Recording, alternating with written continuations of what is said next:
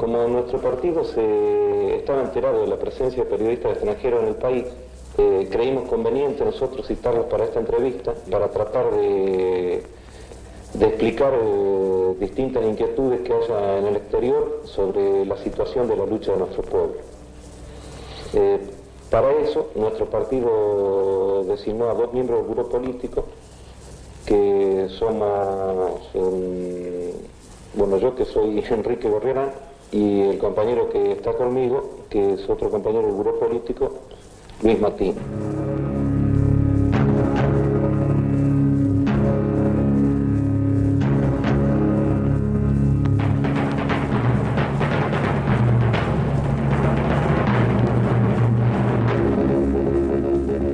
El proyecto fascista, feroz dictadura contrarrevolucionaria del capital financiero, de los latifundios y de los monopolios, es instrumentado por el imperialismo a través del partido militar. En realidad la decisión del golpe militar encabezado por Videla responde a una decisión tomada por el conjunto de la oficialidad del ejército argentino en combinación con el imperialismo norteamericano de dar una batalla final con el objetivo de derrotar la lucha de las masas y la lucha guerrillera, es decir, la lucha de todo el pueblo argentino.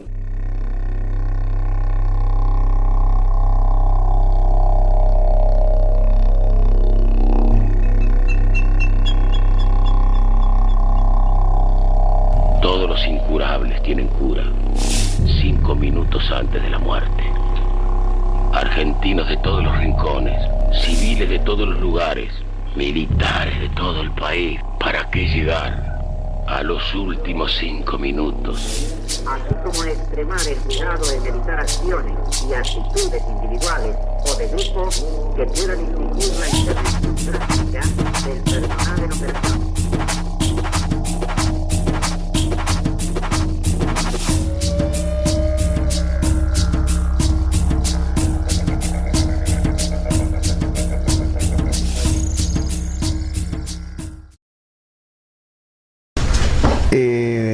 Claro, el 29 de marzo cae la casa del Comité Central de Moreno. O sea que a 5 días del golpe militar del 76 se reúne el Comité Central del partido.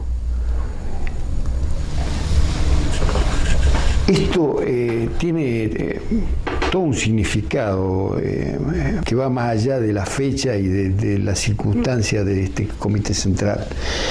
Y es que hubo una cultura impulsada fundamentalmente por Rovi de protagonismo de los organismos colectivos, y por eso es que se reúne a 5 días del golpe del 76, se reúne el Comité Central del PRT, con todo lo que significaba de compañeros que venían de todo el país, con todo lo que significaba la posibilidad que siempre hay de que ese Comité Central pudiera caer, como de hecho cayó.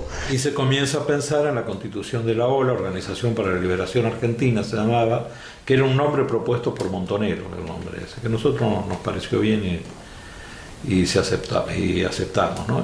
Ahora, dentro de esta alianza había un acuerdo de formar un único partido revolucionario, un único ejército popular y promover un frente de liberación nacional y social.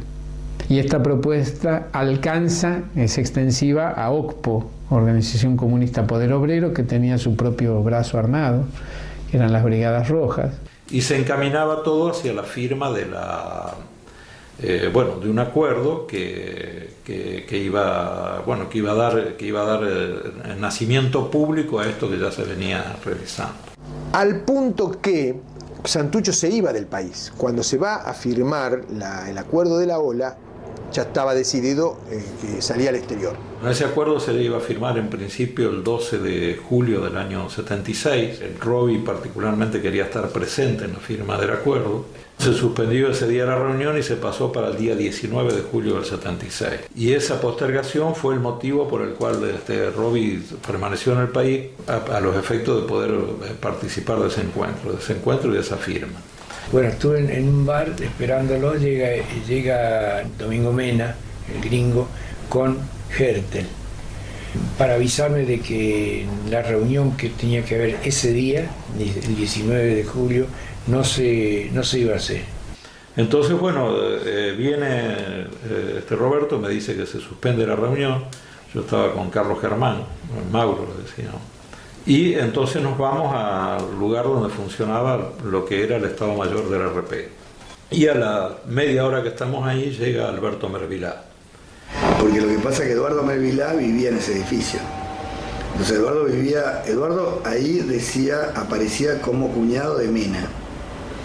Entonces cuando él llega, había ido a buscar las nenas al jardín, y la nena y el nene, llega el portero y dice, mira, ha pasado algo con su cuñada porque está lleno de soldados, hay militares por todos lados, y él agarró a la chica y rajó. Y bueno, y ahí el relato, lo que logramos armar del operativo es lo siguiente: llegan cuatro militares en un Dodge color verde 1500, 3 de ellos se bajan del vehículo, el portero estaba en la puerta en ese momento, serían las 2 de la tarde, lo amenazan, digamos, y le dicen que lo lleve directamente, sin ninguna duda, sin averiguar nada, al 4º piso, al departamento B del 4º piso.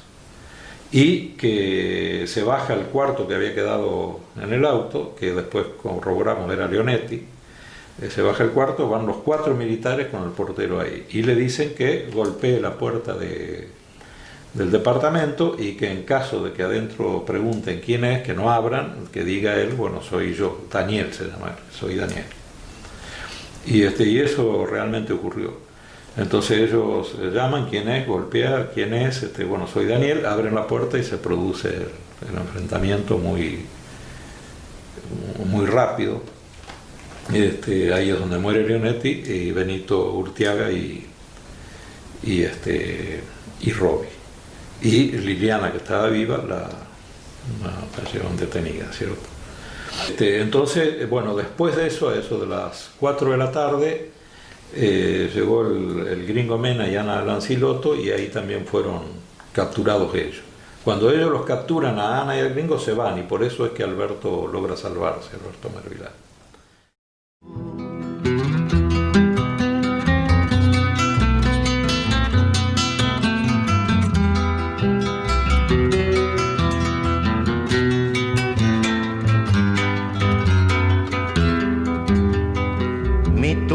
No anden buscando, porque no la encontrarán.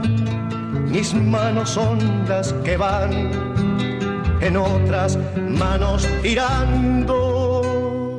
Mi voz la que está gritando, mi sueño el que sigue entero.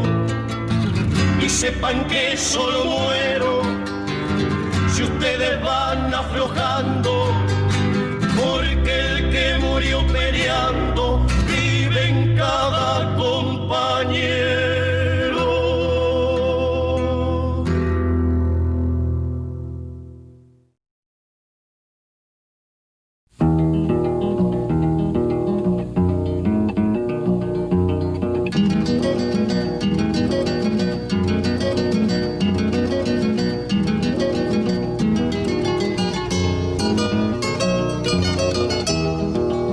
Allá en mi pago hay un pueblo que se llama No Me Olvides. Quien lo conozca que cuide su recuerdo como gema, porque hay olvidos que queman y hay memorias que engrandecen cosas que no lo parecen, como el témpano flotante. Por debajo son gigantes sumergidos que estremecen.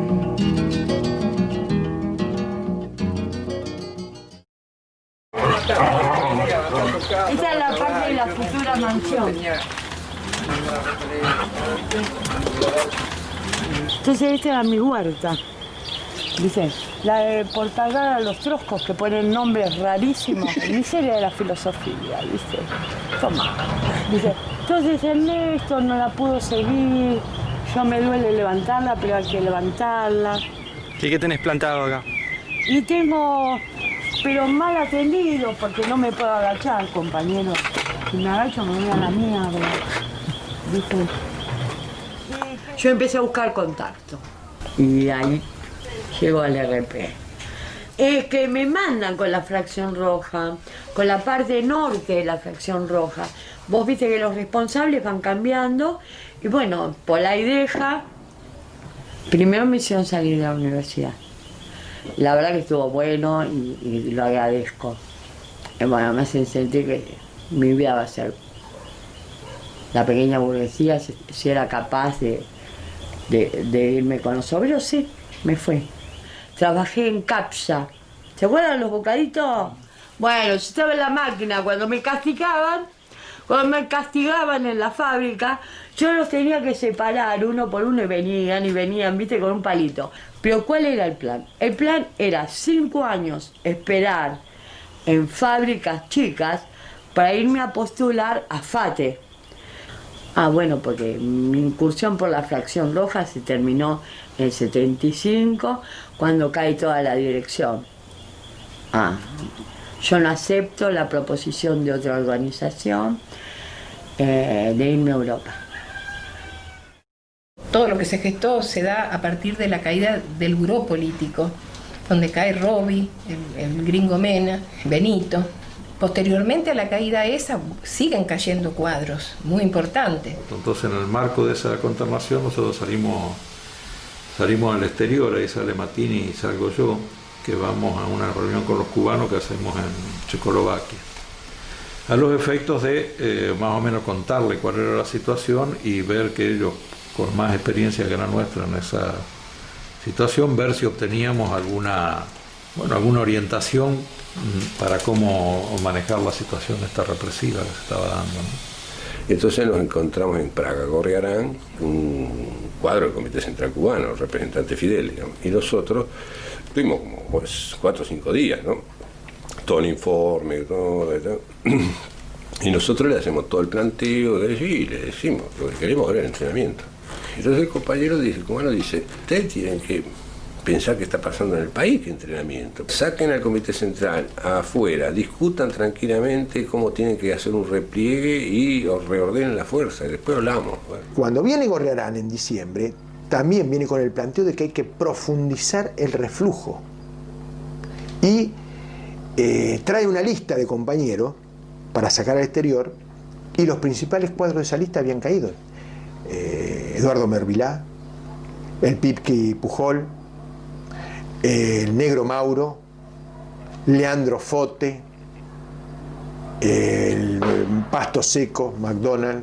Y fuimos entonces ahí analizando los que estaban en condiciones de mayor debilidad frente a la presión represiva. Y hicimos una lista, y de ahí salieron del país muchos compañeros, ¿no? Que salieron a Brasil primero, algunos después fueron para México, otros para Europa, otros quedaron ahí en Brasil. Entonces me mandan a mí. Yo voy a reorganizar todos los compañeros de Brasil, de San Pablo y de Río, que había más de 100 compañeros ahí. Bueno, ahí, todo, atención política, afectiva, económica, hacerle los pasaportes. Llego enero en Río de Janeiro, alquilo un departamento en Copacabana. Por ahí me iba un rato a la playa a la mañana como para justificar de que estaba ahí, y después a la tarde me ponía a hacer pasaporte. Entonces al otro día, el segundo día, estaba en el living ahí con una mesa, todo desplegado, pasaporte, tinta azul, tinta negra, tinta verde, secante, papel, sello, todo completo así tenía. Tocan el timbre, 2 de la tarde, un sol así, enero en Río de Janeiro, no me conocía a nadie. ¿Quién podía ser? La Cana. Bueno, y además un cuarto, quinto, sexto piso de un departamento, ni rajar, la única posibilidad era la puerta. Voy y abro, el dueño del departamento que se me quiere meter, homosexual el tipo. Se me quiere meter y lo pecho. Una garota, me dice. Sí, una garota. O sea que yo estaba con una garota. Sí, estoy con una garota. Me quedé temblando. No sé si ese día seguía haciendo pasaporte porque la línea me iba a salir toda, la firma me iba a salir todas chuecas.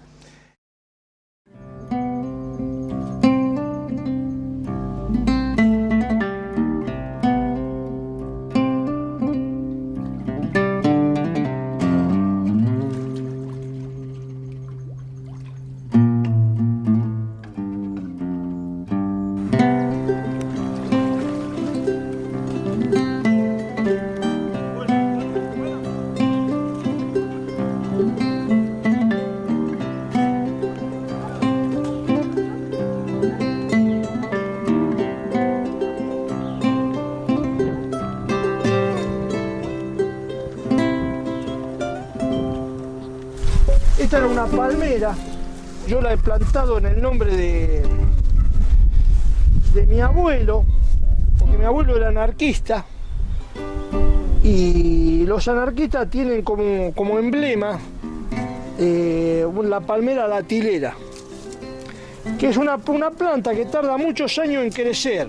Entonces mi abuelo decía que había que ser como la palmera, según la idea de los anarquistas, donde el que la planta difícilmente pueda comer los frutos, pero los que vendrán sí lo harán. Entonces, es un simbolismo muy importante.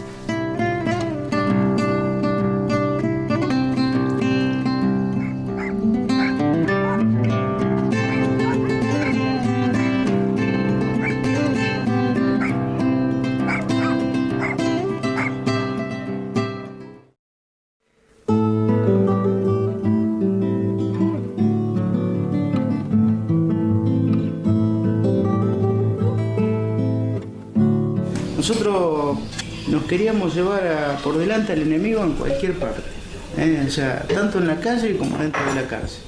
Nosotros adentro de la cárcel lo primero que hicimos es tomar contacto con nuestros compañeros del PRT y organizarnos. Se encargaba una dirección de pabellón, lógicamente se dirigía una dirección de la cárcel, una dirección política de la cárcel, que tendía a garantizar la defensa de todos los compañeros. Bueno, dentro de la cárcel nosotros justamente salimos, digamos, más o menos íntegros de ahí, en función de que mantuvimos siempre la organización, siempre funcionábamos, teníamos un montón de actividades, de cursos. Los compañeros que no sabían leer y escribir, nosotros les enseñábamos a leer y escribir, o les enseñábamos matemáticas, o les enseñábamos, los que sabían una cosa enseñaban, los que sabían otra. Y ahí los compañeros nos prepararon bien, nos enseñaron a leer, a acentuar las palabras, eso en la escuela. Había un compañero, me acuerdo, de Los Montos, que yo hacía secundario con él, era mi profesor.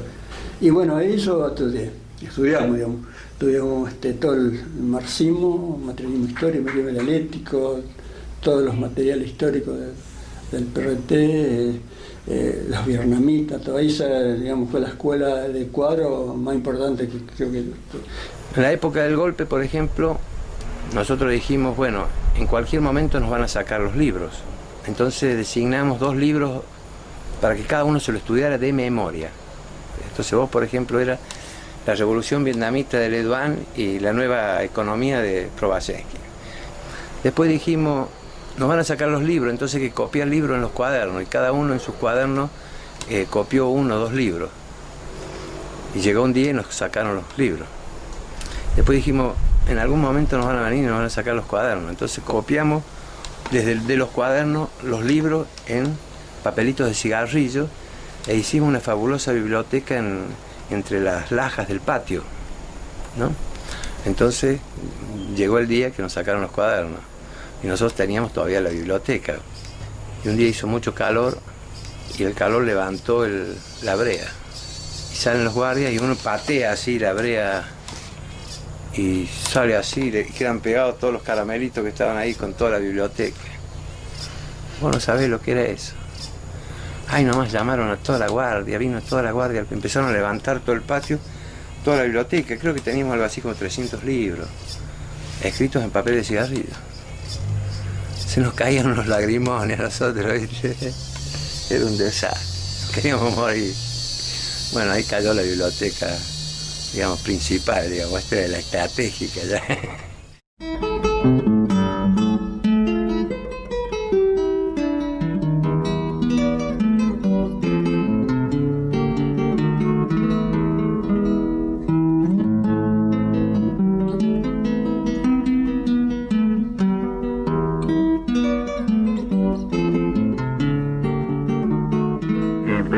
Queremos saber a dónde pertenecen ustedes. A Mercedes-Benz Argentina, ciudadanos. Un poco de alegría, un poco de tristeza. Fueron años duros, pero a la vez fueron años de ciertas alegrías, ¿no? O sea, a mí me quedó el tema de la lucha, de los compañeros, lo solidarios que éramos, cómo le buscábamos la vuelta para evadir a seguridad, para volantear, para entregar el material. Y pensar que acá éramos 4.300. Ahora ¿cuántos hay? 600. Si no, a lo mejor hay menos. Bueno, pero eso para mí marcó mi vida. Entré a los 21 años, me fui a los 26. Realmente toda la lucha, o la gran parte de lucha que hice gremiamente la hice acá adentro.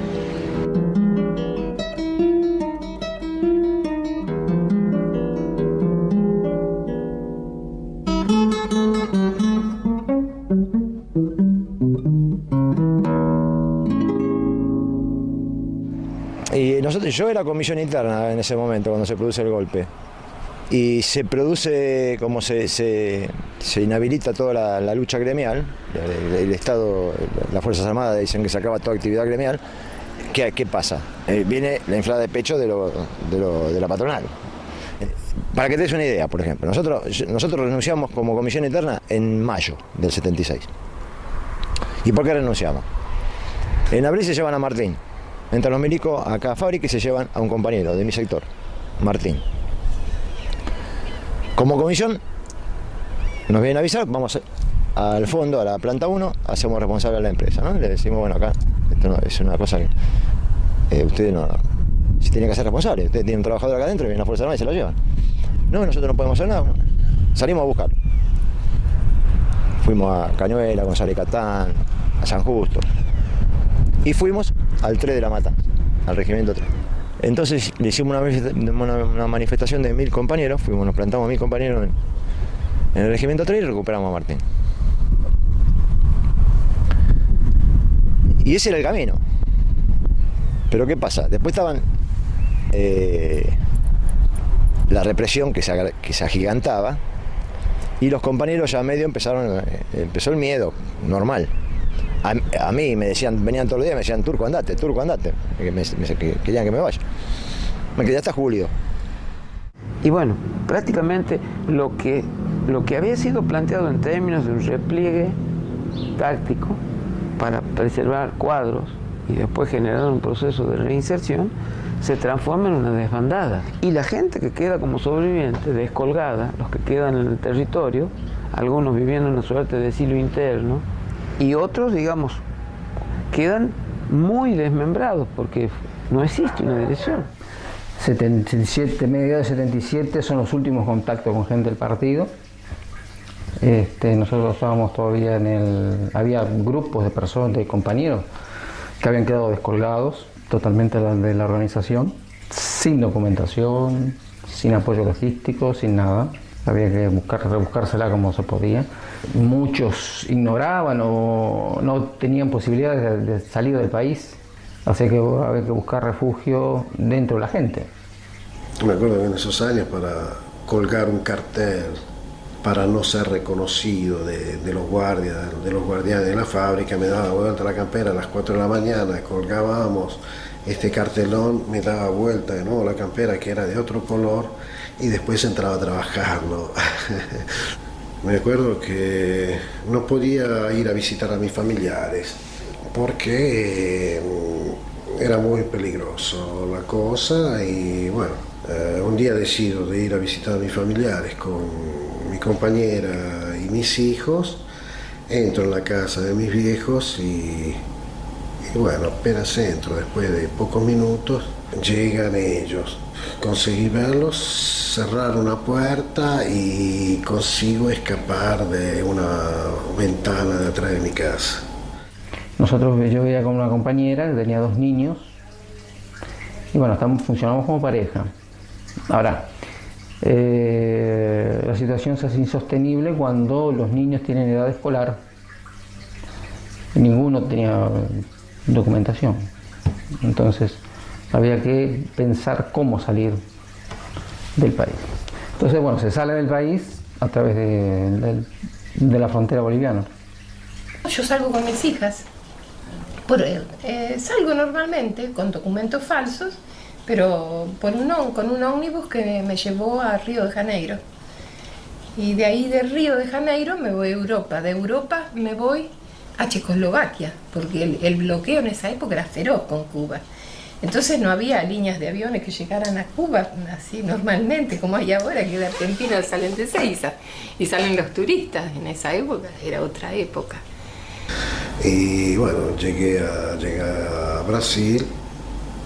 En Brasil retomamos los contactos con los compañeros, nos organizamos, de ahí salimos y fuimos a Francia. Y de ahí llegamos a Italia. Cuando llegamos al mes, 2 meses, que llegamos a Italia, un mes y medio, me dan la comunicación de que me llega una carta de mi hermana que me dice que habían secuestrado, o sea, que habían hecho desaparecer mi padre, mi madre y mi compañera, mi esposa. Que mis hijos los tenían mis suegros y bueno. Y ahí, de frente a toda esta impotencia, continuó aún más la lucha para denunciar lo que estaba sucediendo en Argentina. Del grupo ese que había en el avión, una parte para Bélgica, otra parte para Holanda, otra parte para Francia, y fui el único que llegó a Suecia, digamos. Yo bajé del avión, le entregué el documento al tipo de la aduana, al tipo del control, me miró, lo selló y me dijo, pasá, ¿no? En sueco, por supuesto. Y pasé del otro lado y no sabía qué hacer porque no había nadie. Me llevo a la oficina de recepción, me pone en contacto con una persona ahí que habla español y bueno, me dice, ¿qué haces? ¿De dónde viniste? ¿Cómo apareciste? Porque ellos tienen un control de toda la gente que llega, les llega a ellos y ellos después distribuyen. Y bueno, la cuestión es que ahí, bueno, me anotan y oficialmente quedó registrado como refugiado, porque a esta altura era como un inmigrante con papel, no inmigrante, pero bueno, estaba ahí. Entonces, bueno, con el estatus de refugiado me llevan a un campamento de refugiados. Y ahí, bueno, y para sorpresa mía, del campamento de refugiados habría unos 300 latinoamericanos aproximadamente. Bueno, yo paso por Europa y llego a Checoslovaquia. Hay una anécdota en Checoslovaquia, porque llego con mis hijas ahí, era la vía para llegar a La Habana, y me encuentro que ahí bajo del avión y había una mesita en el hall del aeropuerto. El avión había parado cerquita del aeropuerto, del hall, ¿no? Y había un checoslovaco, sellando los pasaportes. Y yo, ¿qué le digo? Yo no sé, no me habían ido a buscar, ahí no encontraba ningún cubano. Me habían dicho, mira, te va a ir a buscar un compañero que va a tener un habano en la mano, peticito, rechoncho y mulato, y no estaba el compañero. Y entonces, ¿qué hago acá con este que me está sellando el pasaporte y yo tengo que volver a Argentina? Porque en Italia no sellaban los pasaportes ya. Pero ahí parecía que sí. Y entonces miro por un lado, no hay otro, y le digo, le hago así. Y me mira, ¿viste? Porque no le podía decir nada. Y seguro que inglés en esa época ni sabía tampoco el checo. Entonces le digo, Argentina. Y le muestro el pasaporte. Eso así, me hacen así a mí. Y le decía todo en castellano. Y me miraba así. Si usted me decía, No, me hace así, agarró un papel, me puso un sello en el papel y me mandó para adentro. Y ahí pasé a Checoslovaquia, un país socialista en esa época. Y bueno, a las 2 horas llegó el compañero cubano.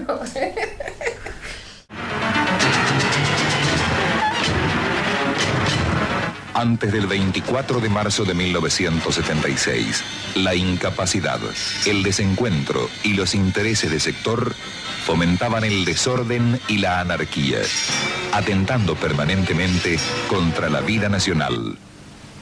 Usted lo vivió. Recuerde y compare. Recuerda que depende de ti no volver hacia el pasado.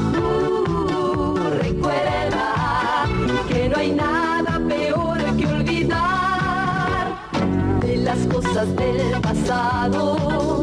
No todas han sido mejor.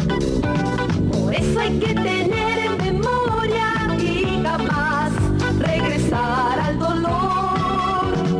Porque ya llegó el momento, la hora de reflexionar. Es tiempo de que comprendamos el valor que tiene nuestra paz. Porque yo me acuerdo que en la televisión había, cualquier compañero de esa época se puede acordar, había un número de teléfono que decían que era anónimo, que se avise, que se avise, que se avise. Me avisaron. Me envuelven los brazos, las piernas, todo con alambre. Me vendan. Y bueno, llegamos a Campo de Mayo, fue un camión grande, grande, grande. Ahí tengo una foto frente a Puerta 4.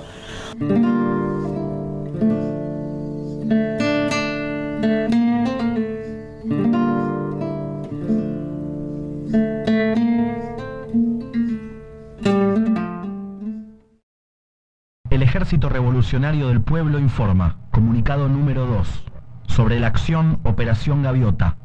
Al pueblo. El día 18 de febrero de 1977, siendo las 8:30 horas, la Unidad Especial Benito Jorge Urteaga de ERP, por indicaciones del Buró Político del PRT, procedió a hacer detonar una carga explosiva debajo de la pista principal del Aeroparque Jorge Newbery con el objetivo de destruir el avión presidencial y al asesino Videla. Por causas de orden técnico, no se logró el objetivo final a pesar de haber detonado una de las cargas explosivas.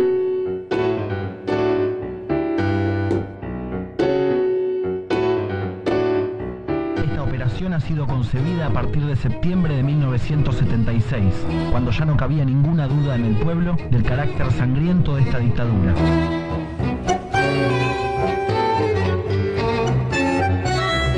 Pero el brazo de la justicia popular es largo y sabe ajustar cuentas con los asesinos y torturadores del pueblo argentino. El puño de acero de la vanguardia armada del pueblo sabrá luchar incansablemente hasta lograr el triunfo total. Gloria al comandante Santucho. Gloria a los mártires de la dictadura, a vencer o morir por la Argentina. Unidad Especial Benito Jorge Urteaga, Ejército Revolucionario del Pueblo.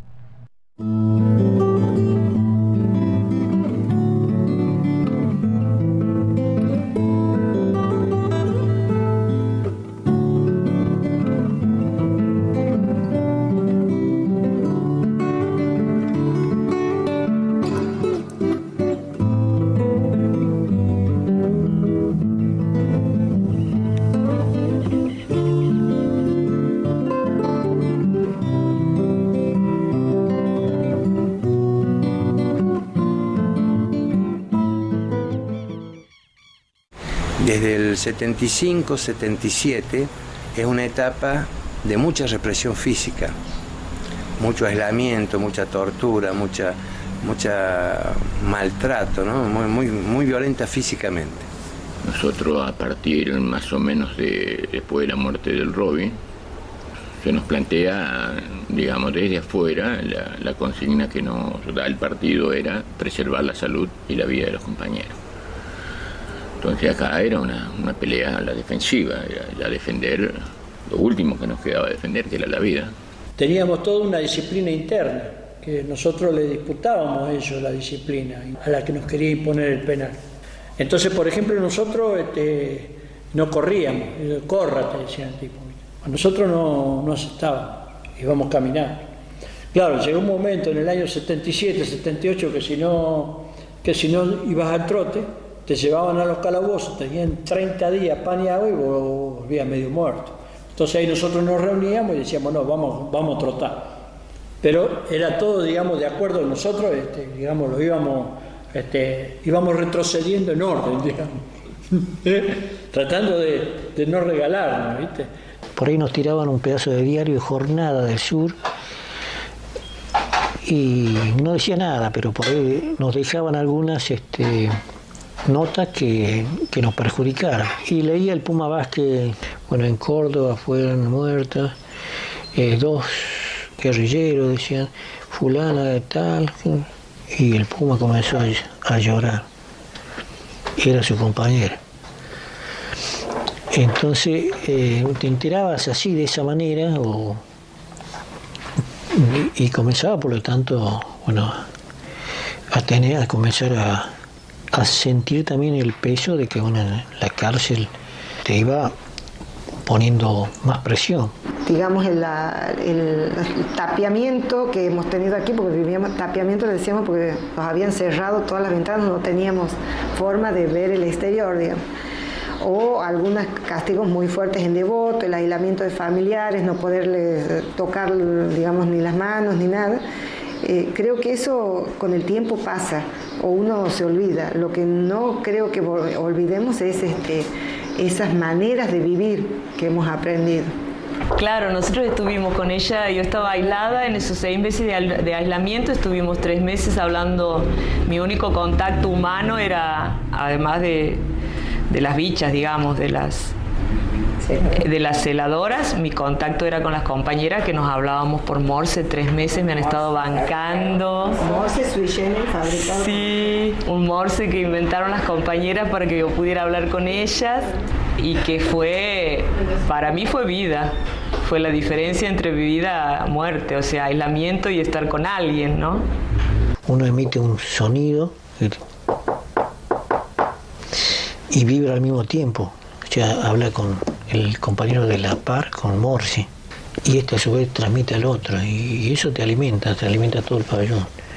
Y hay otro que está de noche, él se levanta a medianoche y habla con los platos, ¿no?, con el pabellón del frente. Hay otro que está escribiendo o descifrando mensajes cuando los demás duermen. Hay otro que cuando va al baño mete la mano en la mierda y esconde cosas. Hay otro que está trabajando en el cifrado para mandar y seleccionar el material de máxima seguridad. Yo creo que la clave de la resistencia es comprender que el hombre tiene que ser dueño de su vida, que esta es la clave. Que la clave de la resistencia a las cárceles es que el hombre sea dueño de su vida total, en una situación en que está privado y está construida para que no sea dueño de nada. ¿Me entendés? Entonces, en esa situación donde todo está hecho para que no sea dueño de nada, la clave es ser dueño de todo eso, dueño de la vida. Entonces, ser dueño del tiempo, ser dueño del espacio, ser dueño de los silencios, ser dueño de la risa, ser dueño de la alegría, ser dueño de la solidaridad, ser dueño del compañerismo, ¿me entendés? O sea, ser dueño de todo. O sea, la cuestión de la resistencia, pero no de resistir por en sí, porque muchas veces, inclusive yo tengo bien claro que nosotros éramos conscientes y hablábamos de que a lo mejor mañana venían a fusilarnos o podían sacarnos a torturar y demás, y era como que eso estaba ahí puesto y sin embargo había igual alegría. Yo sé que había, a pesar de todo el dolor, o sea, el impulso de vida era más fuerte. La cantidad de presos que hay en el país de por sí solo demuestra que no se trata de una guerra de bandas, sino de una guerra de todo un pueblo contra la dictadura. Los centenares de desaparecidos, los miles de presos, los centenares de muertos son la mejor prueba de la estrecha ligazón que existe entre la guerrilla y las masas.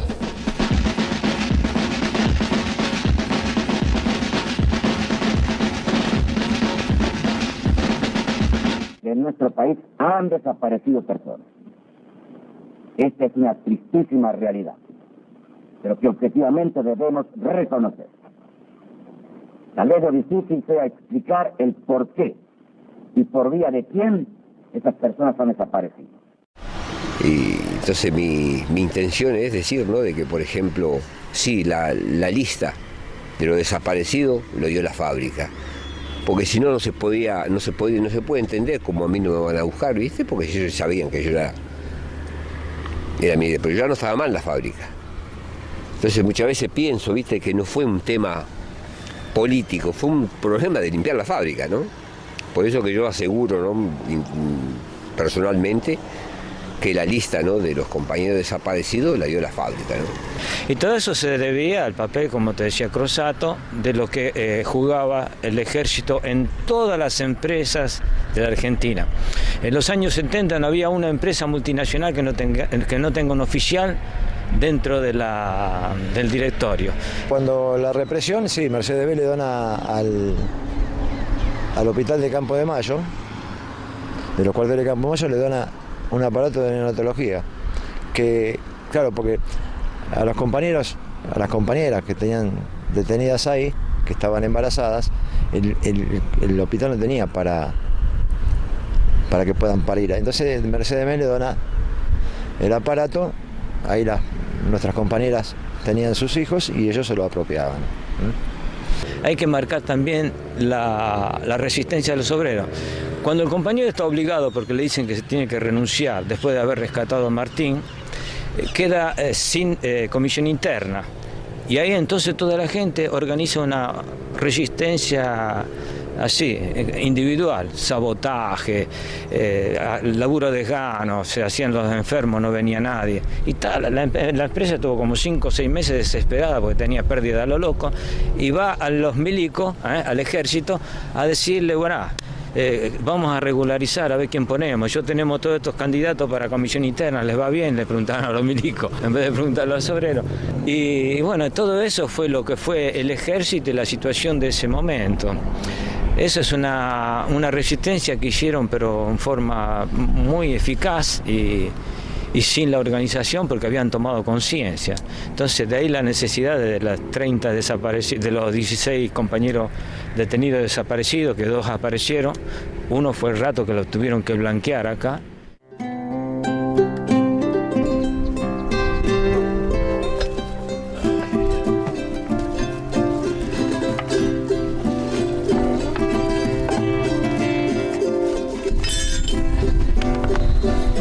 Este es el avión,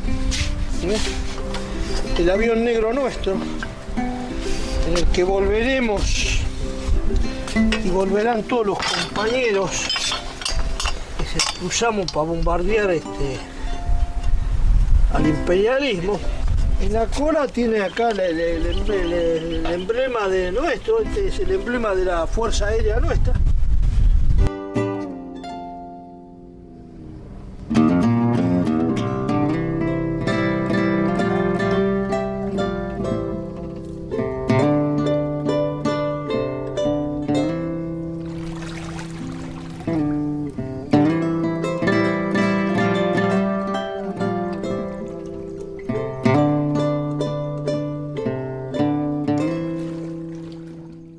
La salida del país fue una cosa muy importante para nosotros, pero nosotros nunca habíamos pensado de que teníamos que salir de nuestro país.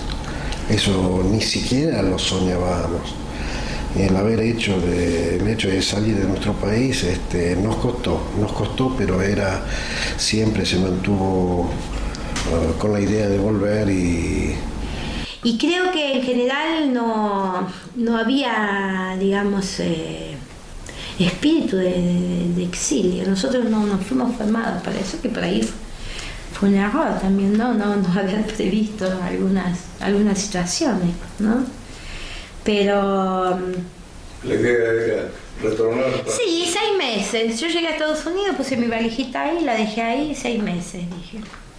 6 meses. Es así. Tal es así que yo ni busco al principio acá, vivía en la casa del compañero, o sea, no hice una vida independiente en los primeros 6 meses. Después sí, bueno, ya veía que la situación...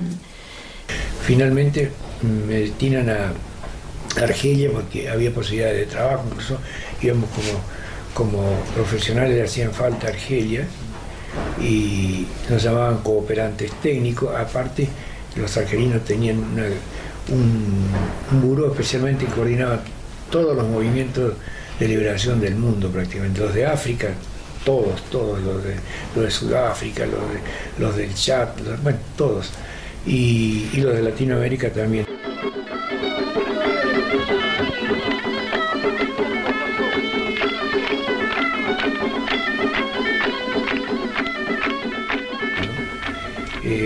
Y la tarea era esta, de solidaridad en todos los aspectos con respecto a Argentina, ¿no? A los compañeros, y si había algún otro que pudiera, nosotros un par de compañeros los ubicamos, profesionales, ¿no? Ya sea compañeros del partido o cerca del partido, y nos permitían toda clase de conexiones por ejemplo, con el movimiento de los saharauis. Recuerdo con emoción el encuentro que tuvimos con los saharauis en Argel, o sea, ellos vinieron nos pidieron una cita como representantes del PRT, porque tenían admiración por el trabajo del PRT en Argentina. Entonces, eso para nosotros fue un orgullo tremendo.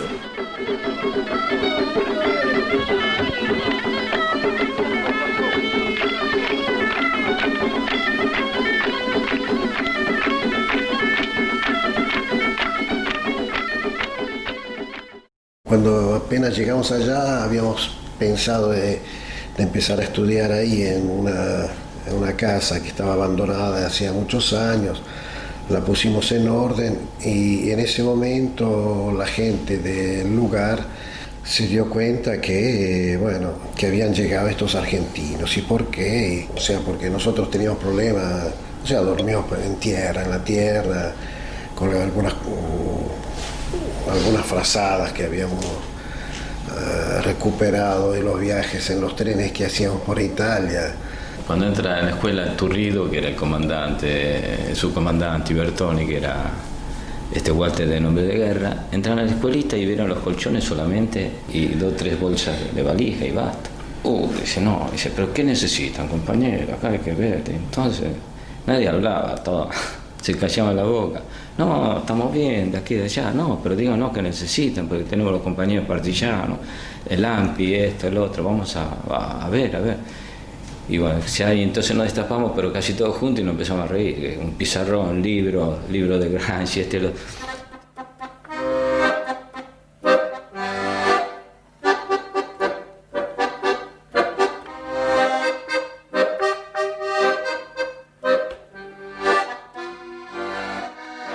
Todas las instituciones gubernativas se nos tiraron en contra y nos pusieron a la par de la Brigada Roja, que estaban en ese momento en auge contra el sistema, ¿no? Con sus buenas razones, pero por ahí se podía discutir o no el momento de la lucha armada para Italia, pero era una cosa legítima y bueno, nos ponían en la misma situación.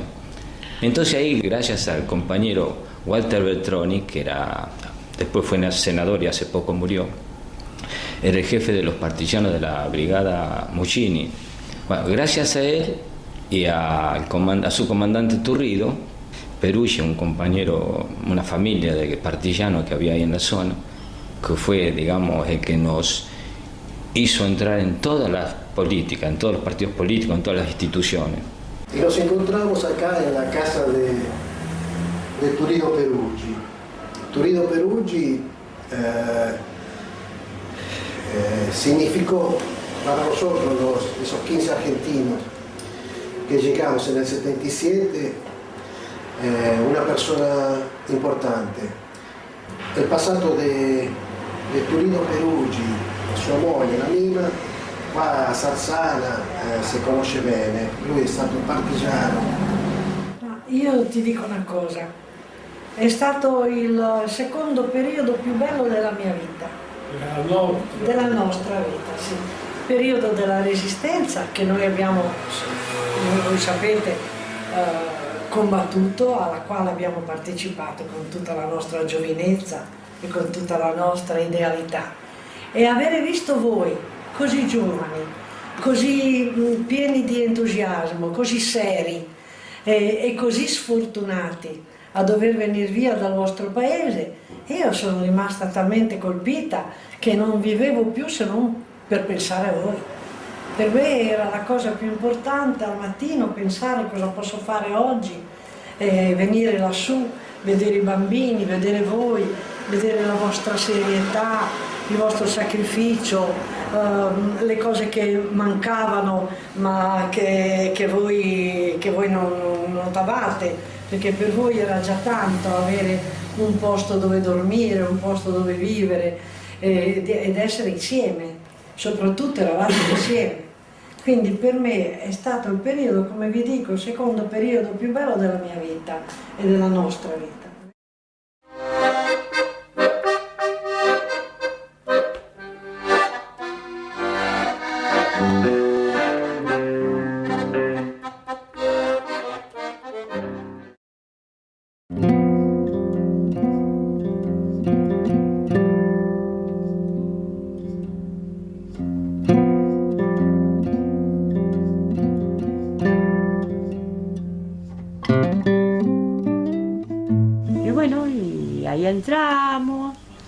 ahí entramos, me separan del resto, éramos más o menos 300 en el campito, éramos un número, ahí eliminan todo, éramos un número, los 300, y bueno, ahí me empaco, como venabasca, y según mi psiquiatra, cada uno que piense lo que quiere, elijo entre el dolor físico y la posibilidad de cantar a mis sobrinas, las gemelitas, la nueva vida nuestra, y la locura. Y paso a la locura sin problema. Me quedo ahí, háganme lo que quieran. Porque me volví loco. Loca, psicosis con eje en paranoia. Pero yo soy hija de Correntina y ahí dentro de la locura, viste, que te vas, que no te interesa lo que te hacen, viste, ya está, viste, ya no hablas nada coherente, ya la psicosis aparece, se suelta. Yo empecé a hablar guaraní. Empiezo a cantar canciones para la Virgen de Itatí, ¿viste?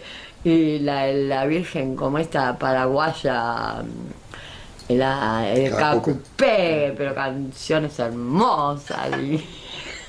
Y kilómetro, ¿cómo es? 11. Kilómetro 11 y todo, ¿viste? Salí, no me acordé más, ¿no? ¿Viste? ¿Conoce la sala de la tortura? Así le llaman a la sala de maquillaje. Acá nadie se salva. Actores, actrices, periodistas, locutores. La campaña del desierto representó mucho más que un hecho militar.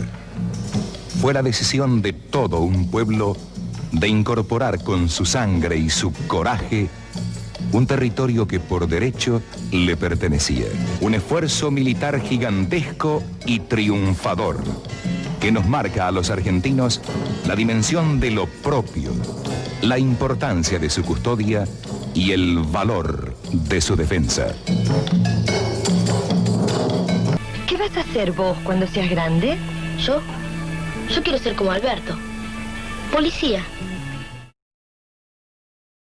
Y me parece que la tarea que se hace después del golpe militar, fundamentalmente en el exterior, en toda una primera etapa, ¿no?, es uno de los aspectos más valiosos de la actividad de las organizaciones revolucionarias en ese periodo. En realidad la más importante actividad que hicimos fue la Comisión Argentina de Derechos Humanos, donde estaba Duhalde, estaba Gustavo Roca, Rodolfo Matarolo, Martín Federico, Olimpia Díaz, Mili Mazzaferro, Pablo Ramos y yo, entre otros.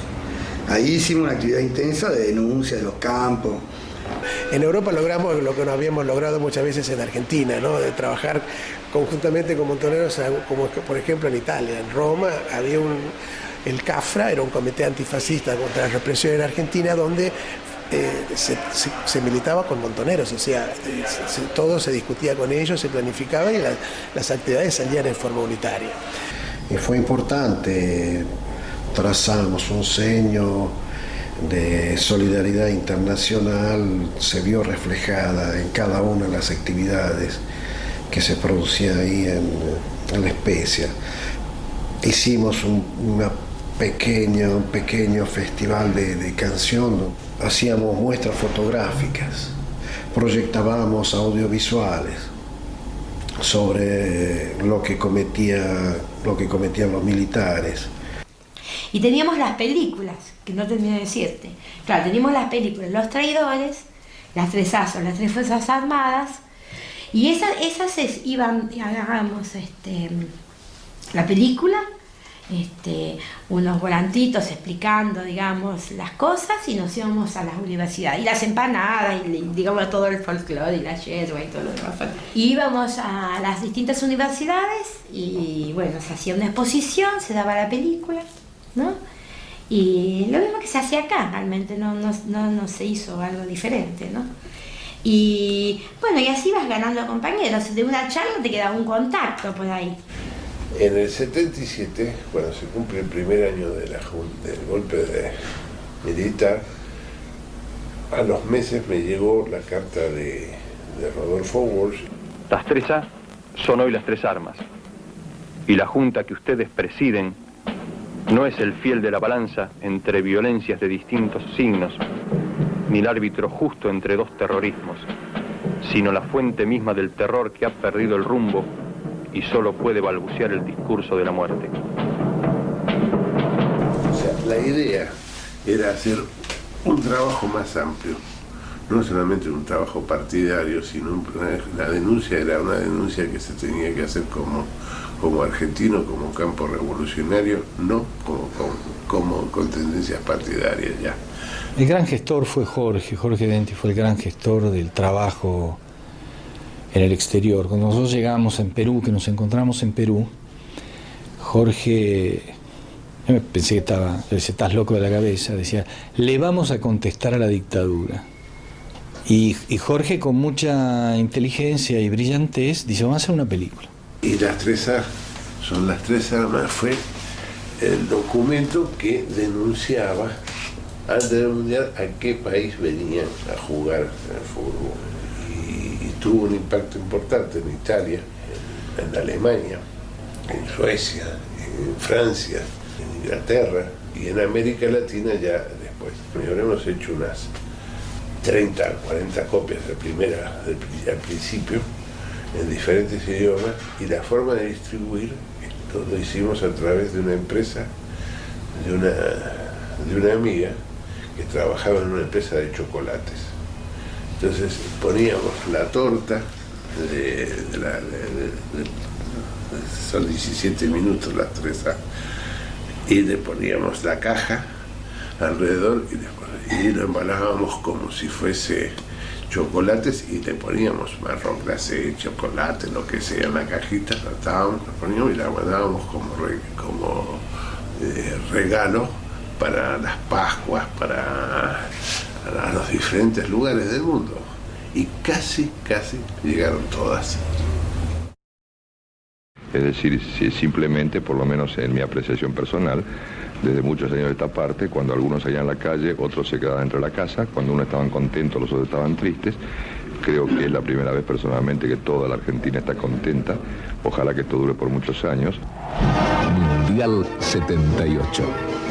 Una muestra de lo que los argentinos somos capaces de hacer. Continuemos por el camino trazado, haciendo cada día un poco más y mejor para lograr el país que deseamos. Argentina, voluntad, de los argentinos. No, al poco tiempo vino toda Europa y el norte de África propagandizar o esclarecer con respecto al Mundial de Fútbol. Ahí hizo muchas campañas, se hizo mucho. Aprovechando esa coyuntura se difundía la situación que estaba pasando nuestro país. En ese año del Mundial fue una cosa importante para nosotros el tener la noticia de que algunos jugadores europeos rechazaron de participar al Mundial de Fútbol. Eso fue muy importante para nosotros, o sea que la denuncia que se estaba desparramando cada vez más y tomaba un mayor nivel político. Normalmente cuando hay un acontecimiento de tipo político, social, deportivo, que viene el Papa, qué sé yo, la intención de ellos es sacar a un compañero, los pusieron en pabellones como rehenes. Si nosotros hacíamos afuera, tanto afuera como adentro, algún hecho que lo jodiera a ellos mataban a los compañeros de rehén. Entonces iban a los compañeros que estaban de rehén y le decían, hoy no pasó nada, le decían a la noche. Esperemos que sigan así mañana para que ustedes sigan vivos.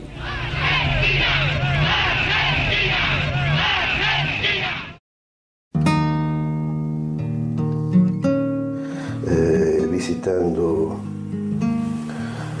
este pequeño archivo que tengo desde hace ya 30 años, lo visito con mucha ternura, ¿no? Porque, bueno, esto fue lo que recogimos en esos años cuando estábamos en la escuela de Salzana. En playas argentinas se encuentran 15 cuerpos.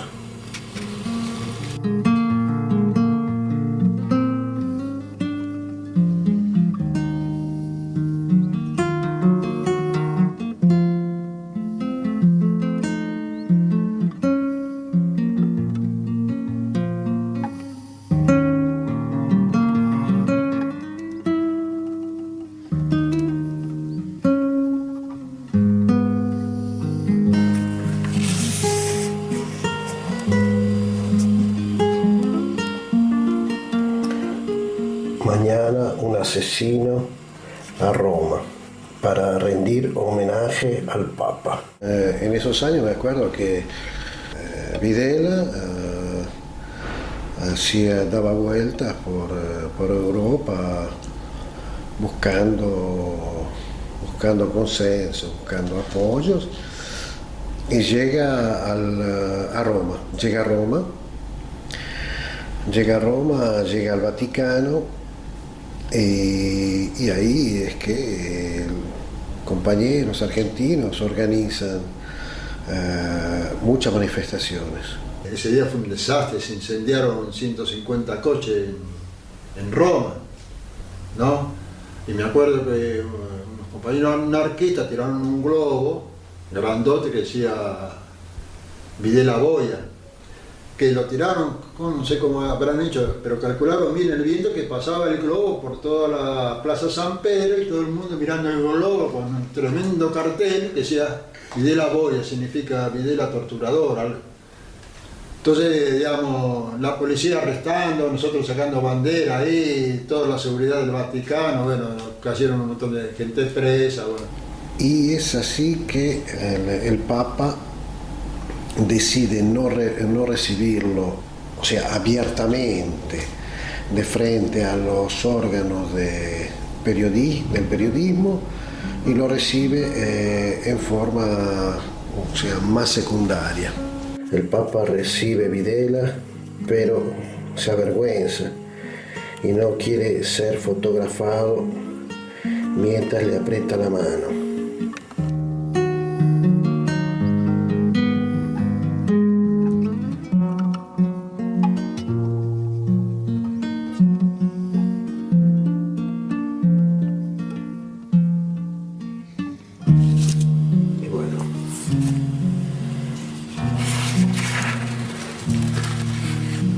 Cierro este pequeño archivo que espero que sirva para el futuro.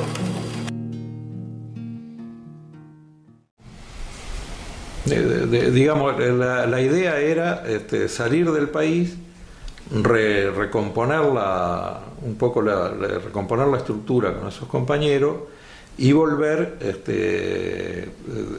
a lugares donde no pudiera haber posibilidad de control por parte del ejército, es decir, a nuevos lugares. Te digo más, nosotros hasta el comité ejecutivo de abril del 77, hasta las caídas de mayo, nosotros estábamos convencidos que se iba a dar ese proceso y que íbamos a regresar a Argentina y que en Argentina el proceso revolucionario seguía.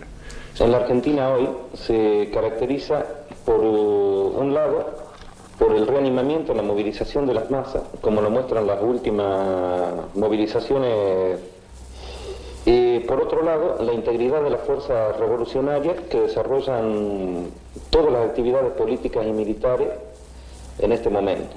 Es decir, que ya se empiezan a vislumbrar nuevamente los primeros síntomas de la resistencia. Después viene una división interna, una división nuestra, a partir de dos concepciones distintas. Estábamos los que pretendíamos el retorno al país y otros compañeros que opinaban que no, que había que quedarse en el exterior y desarrollar desde ahí la solidaridad y la denuncia. Que son los compañeros que quedaron, ¿no? Ahí estaba, no digo esto peyorativamente, eran dos posiciones. Eso estaba Matini, que volvió, por ejemplo, en el 87. Para nosotros, para el grupo que estaba conmigo, nosotros decíamos que el grupo de Gorriarán era militarista. Yo lo he dicho también, es lo que dije en aquel momento, en la lucha interna, digamos, ¿no? Años después dije, no, en realidad éramos todos militaristas, si es por eso, no era que... Pero bueno, nosotros acusábamos a Gorriarán de militarista, y ellos nos acusaban a nosotros de reformista, porque incluso seguía discutiendo si había que hacer lucha armada o no. Me explico, cuando ya en la discusión en ese momento, visto ahora a la distancia, con ternura y todo, era de delirio, porque se estaba discutiendo, pero no, es porque lucha armada, sí, lucha armada, ¿qué es lucha armada? Si ni siquiera tenemos el pie en el país, ¿no? Las perspectivas en nuestro país son, por un lado, de generalización de la guerra revolucionaria y por otro lado, de la integración de nuevas fuerzas democráticas a un amplio frente patriótico que forme un solo bloque en la lucha contra la dictadura militar de Videla.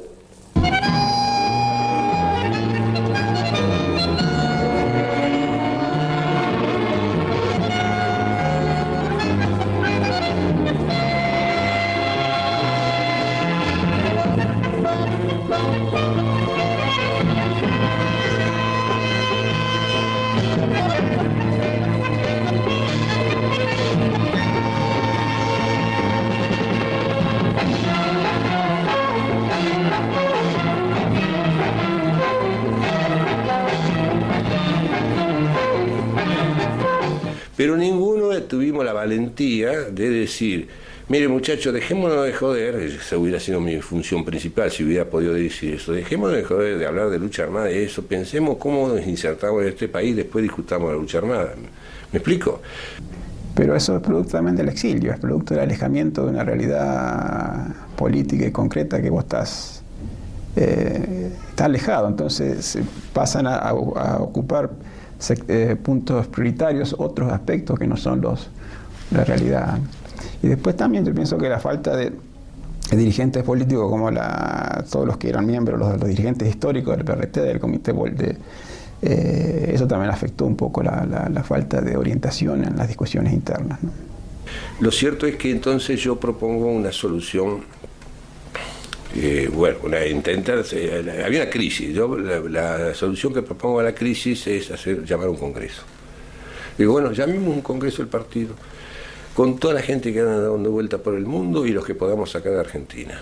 Y yo dije, y aquí ahora sí, yo no hago distinción en los cuadros históricos probados, todo el que perteneció al PRT que participe en el congreso, todo, es decir, simpatizantes, ¿no? Y Gorriarán planteó de que eso es disparate, que solo el Congreso lo podían hacer los cuadros probados. Y nosotros lo que proponíamos era que en lugar del Congreso se hiciera una reunión, un comité central ampliado, con un temario mucho más reducido, no un temario kilométrico que justificara 2 o 3 años más en el exilio, sino un temario reducido y sobre todo discutir planes para reinsertar el partido en la Argentina. Cuando nosotros estamos preparando el regreso, Ahí tenemos inicialmente en julio del 78 una reunión con los sandinistas en Cuba, que yo había ido ahí por el aniversario del 26 de julio, y donde me plantean la posibilidad que hay que es muy probable que ellos avancen hacia un proceso insurreccional, y que viera la posibilidad de ver algunos compañeros que pudieran colaborar en ese proceso insurreccional. Bueno, después se confirma esto y nosotros ahí no hubo discusión, simplemente nosotros tratamos el tema con los que estaban de acuerdo, porque ya digo, estaba el otro sector que todavía no estábamos formalmente divididos, pero sí en la práctica. Los que estábamos de acuerdo con eso, y empezamos a preparar la ida para Nicaragua. Esta situación hace que esa crisis de los miembros del partido que se dan en Europa no se vive aquí al interior del país, sino que se recibe como una información. Así la reciben los compañeros en el penal. Les llega la noticia que el partido se ha fraccionado afuera, los documentos que les llegan son parciales, esporádicos. Entonces, bueno, en el seno de las distintas prisiones donde purgaban cárcel los compañeros nuestros, bueno, las crisis se viven de distinto modo. Nosotros éramos convidados de piedra de todas las luchas de disposiciones de afuera, como que habíamos sido abandonados a la buena de Dios. Por eso es que nosotros tenemos nuestras propias direcciones, y bueno, por eso también nosotros pensábamos que todavía había respuesta, porque estábamos haciendo jarreada, o sea, gritando para afuera, nosotros pensando que bueno, que en algún momento ibas a seguir, pero estábamos perdiendo como la guerra, ¿no? Gritábamos para afuera, basta de tortura, hijos de puta, no. Muchos compañeros quedaron a veces prisioneros de como Mustafa, por ejemplo, que no quería bajar las banderas.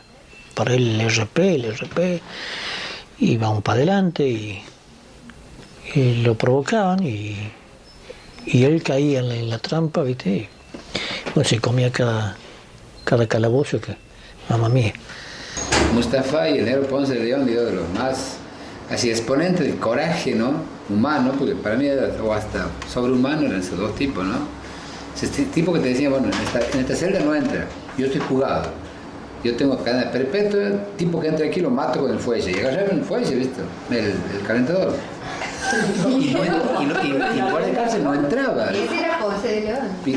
Pero poder decir eso dentro de una cárcel, hay que bancarse, hay que tener bola, ¿no? El único que se conocía que hiciera, digamos, esa actitud era él, Ponce de León. Era un animal, ¿no es cierto? Vos lo mirabas y realmente le entregaba la billetera, peludo. Una cosa es verlo de afuera, pero otra cosa es de adentro, del sentimiento de temor que vos tienes adentro, saber que hay uno, que es uno capaz de decir aquí no entra, porque yo los mato. Y no entra.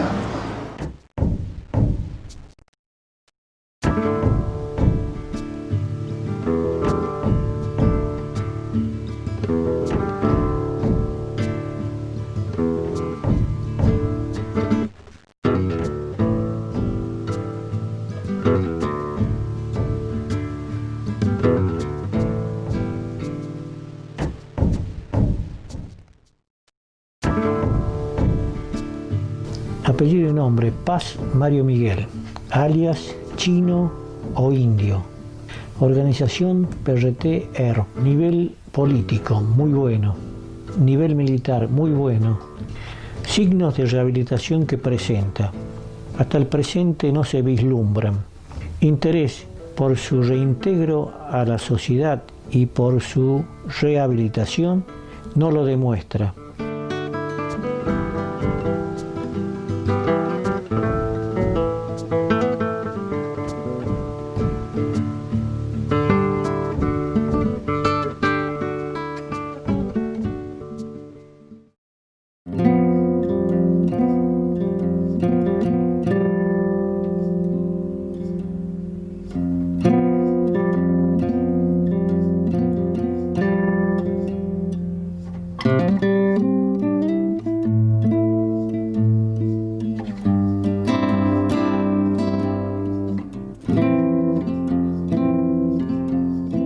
quería cerrar esto, lo de Campo de Mayo, ¿por qué una política de aniquilamiento específicamente para nosotros? Por el tipo de resistencia que remontábamos. Si podíamos estar 18 o 19 horas sin hablar con el colchón doblado, estás resistiendo. Si podías estar bajo tierra, tipo indio, con la cabeza ahí, esperando que te mataran, sin gritar, sin nada, te la bancabas como un señor o una señorita del RP, una compañía militante, es un tipo de resistencia. Entonces creían que nos llevan atrás, donde estaba el polígono, y bueno, nos envuelven tipo matambre, ¿no? Yo a la última. Nos dicen que nos van a fusilar, qué sé yo, que cuando si te envolvieron tipo matarme, que te van a fusilar, ¿viste? ¿Qué fue? ¿Cómo se llaman estas cosas de fuego que usan? Lanzallamas. 1, 1, 1, 1, 1, 1. Gritando Santucho, había un Peronio, ¡viva el Perón! La puta que lo parió. Una impresión muy grande. Bueno, llegan a mí, yo juro por mis hijos que quise decir viva Che Guevara, ¿viste? Ya la última, ya estaba sintiendo, oliendo, escuchando la muerte de los compañeros y bueno, ahora ya no se nota casi, ¿viste? Con un encendedor me queman ahí, siguió hasta acá, siguió hasta al pecho y todo, pero se fue. ¿Viste? Eso para disciplinarme. ¿Entendés? No me disciplinaron. Lo cuento hoy. Acá no hay ningún loquito, acá hay una cuestión política bien clara, que se defendieron hasta el fin. Estoy segura que había franceses, israelíes, ¿viste? Y todo lo que hubiera, a ver cómo nos reventaban mejor a nosotros. O sea, cómo el método era dentro del campo, cómo nos hacían pelota. Le modèle argentin, la bataille d'Alger. Tous les généraux de la junte sont des élèves des Français. Parmi eux, le général Bignone, qui est aujourd'hui assigné à résidence. Il est accusé d'avoir volé les bébés des femmes qu'il faisait disparaître. Si se comparan los reglamentos, ¿cuáles son las similitudes, ¿no?, de lo que hicieron los franceses en Argelia, por ejemplo? Yo diría que es una copia, yo diría que no hay diferencia. La influencia francesa fue la que guió toda nuestra doctrina, que se volcó en los reglamentos y que fue lo que aplicamos después, ¿no? La picana, ¿todo eso se enseñó aquí? ¿Cómo fue? No, yo no creo que se haya enseñado, se explicó qué era y bueno, fueron métodos que se fueron adoptando a medida de que se hacía la lucha. ¿Cómo usted puede sacar información si usted no lo aprieta, no tortura? ¿Cómo usted puede...? ¿Y sabe por qué? Supóngase que hubiera habido 7.000, que no hubo 7.000 desaparecidos, pero póngale que hubiera habido 7.000. ¿Usted cree que podíamos fusilar 7.000? Desde el Papa al fusilar 3 nomás. Mire lo que él dijo que le armó a Franco con 3. Se nos viene el mundo encima. Usted no puede fusilar 7.000 personas. Y si lo metió en la cárcel, ¿qué? Ya pasó acá. Venía un gobierno constitucional y los ponía en libertad porque esta es una guerra interna. No es el enemigo que quedó del otro lado de la frontera. Salieron otra vez a tomar las armas, otra vez a matar. Porque es distinto, vuelvo a repetirle. Los desaparecidos en Argelia eran desaparecidos de un territorio de otra nación. Se liberó, fue un apéndice de Francia, demás. Acá un desaparecido tenía padres, hermanos, tíos, abuelos. Con mucha eficacia se actuó, en no más de 3 años fue aniquilada la subversión. Una tradición de patria, una vocación de servicio, una causa justa. Nuestro ejército, fiel a sus nobles orígenes, fiel a su vocación irrenunciable y fiel a su ideal argentino, cumplirá con su deber. La digo bien clara, me largaron del campo de concentración del Campo de Mayo porque me volvieron loca. Trabajaban con gente psiquiatra, sociólogos, todos los mismos colaboradores que hoy tendrán un puesto de diputado o una embajadita por ahí, o estarán ahí escondidos. El día que surja algo, somos muy pocos los sobrevivientes. La causa de Campo de Mayo está parada. Somos, ponele, 16 sobrevivientes. Yo vivo acá. ¿Ah? Nada más. Yo no sé por qué los organismos no lo hacen. Y bueno, al ejército no se toca. No se los toca, sí, hacen una joda en la ESMA. La gran ofensiva del Frente Sandinista de Liberación Nacional se ha desatado. Nicaragüenses a la lucha, nicaragüenses a las armas. La insurrección de todo el pueblo triunfará. Patria libre. Las variables que había era una, quedarse en Holanda, que era mi caso. Tengo que quedarse a esperar que surgiera algo en la Argentina que permitiera volver, o bien tratar de aportar, por un lado, lo poco que uno sabía y aprender muchísimo más en un proceso político como era el proceso nicaragüense. Antes estaba el pedo, digamos, en Europa o en cualquier otra parte, en ese momento histórico se dio en Nicaragua. Y bueno, y yo lo vi como que era una participación sincera, honesta. Yo no fui a buscar galones, ni plata, ni nada, y ahí me podían haber cagado de un tiro, como a algunos compañeros, digamos, en enfrentamiento, como sufrió una herida o muerte. Y que nosotros considerábamos y considero que cualquier triunfo en cualquier país de América Latina de un carácter revolucionario también es un triunfo para tu propio país. Nosotros a esa experiencia la hacemos parte de la historia del PRT, porque aunque hayamos quedado fracturados, no sé, todo eso forma parte de la historia, del espíritu que aprendimos en el PRT, del espíritu internacionalista, de la práctica concreta del internacionalismo proletario, independientemente que no bandereáramos con la sigla. Lo que importaba era la práctica concreta, la realidad concreta en la que estuvimos insertos y en la que modestamente pudimos participar.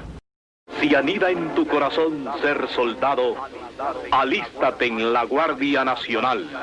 La Guardia Nacional, con alta moral y unificada completamente, comprende y conoce lo que es la Constitución de la República y por lo tanto la respeta, la obedece, así como obedece al presidente constitucional de la República, que es el general Anastasio Somoza Debayle. Y digámosle que aquí los esperamos en Nicaragua, país altamente turístico.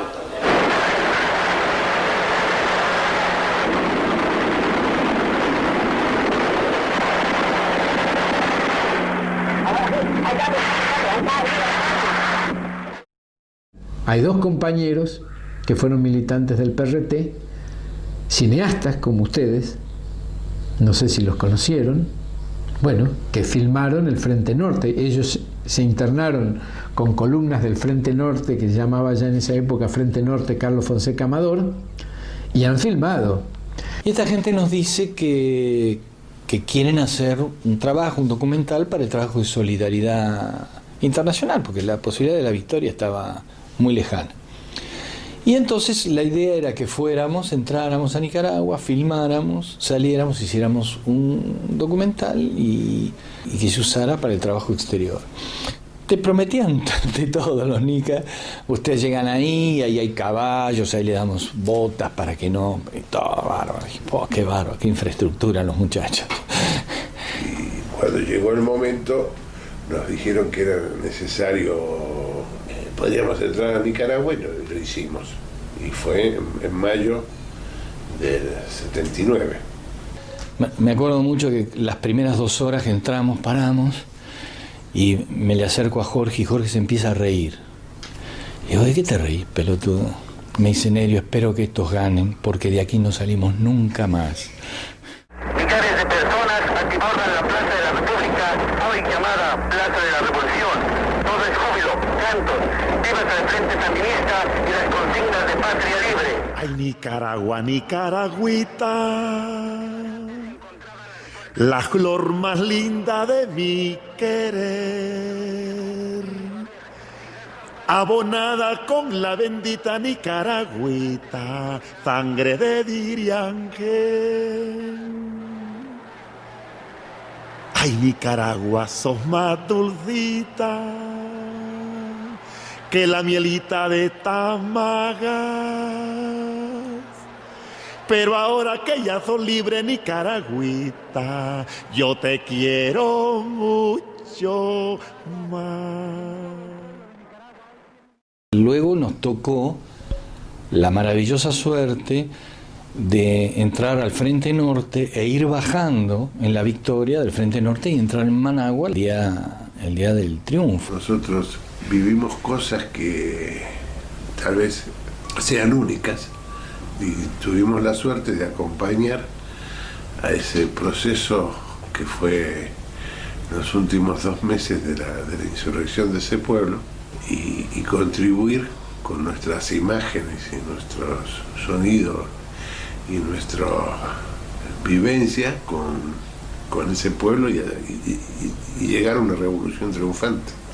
Nicaragua era la ratificación de que sí era posible vencer al enemigo y de que sí era posible gestar un proceso revolucionario aún contra la adversidad que significa tener adelante a una dictadura, tener adelante enfrente, mejor dicho, a un ejército pertrechado por los Estados Unidos y tener adelante a la amenaza permanente del imperialismo norteamericano. Eso mostró nuevamente que las razones por las cuales habíamos combatido estaban vigentes, pero además mostró también que los métodos que usamos para combatir eran los correctos. La prueba está en que hoy por hoy existen compañeros y organizaciones revolucionarias combatiendo en toda América Latina precisamente por la misma razón y precisamente con los mismos métodos. O sea que no ha terminado eso, y no ha terminado porque no terminó la explotación. Mira, sentí algo que me salvó la vida, porque uno venía de la derrota, de haber sufrido mucho, haber perdido y haber perdido muchos compañeros. Y se empieza a construir la ideología del escepticismo, digamos, ¿no? Es verdad que se puede ganar y perder, digamos, pero empezaba a construir esta idea de que no se puede ganar nunca. Y ese era un pueblo en victoria, y era una organización triunfante, y era la gente en la calle con las banderas, habían ganado. Era lo que nosotros habíamos querido hacer, que estaba hecho en otro lado. Y para mí fue revelador, digamos, revelador porque es verdad que esto sí se podía hacer.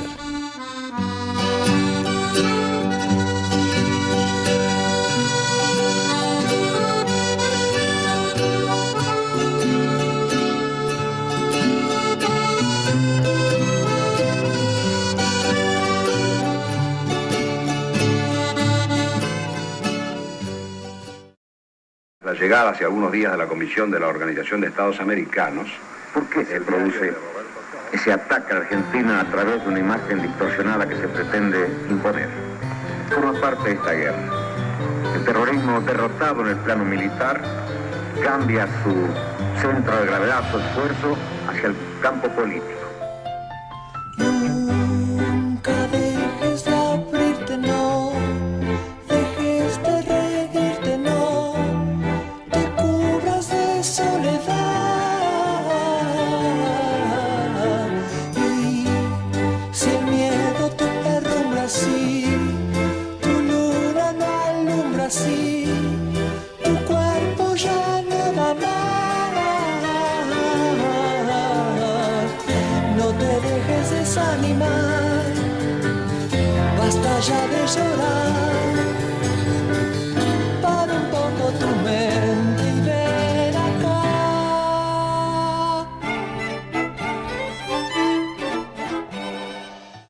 Digamos, esa etapa llega hasta el 79, te decía, que es cuando llega la Comisión de Derechos Humanos y ya hay una apertura y presiones internacionales que se empiezan a hacer sentir.